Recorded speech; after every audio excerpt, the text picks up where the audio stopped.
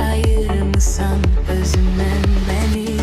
İçimde üsyan var yarandığıma, besteler okunur könül ağıma. Derdimi danıştım gem ortağıma, çektiler çarmıha sözümden beni. İçimde üsyan var yarandığıma, besteler okunur könül ağıma.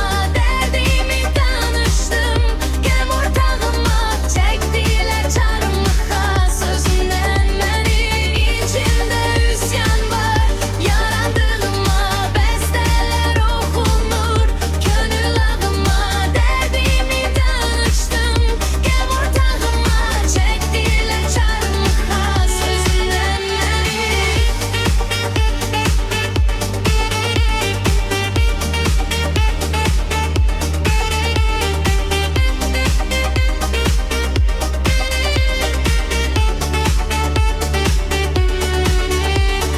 İçimde üsyan var yarandığıma, besteler okunur könül ağıma. Derdimi danıştım gem ortağıma, çektiler çarmıha sözümden beni.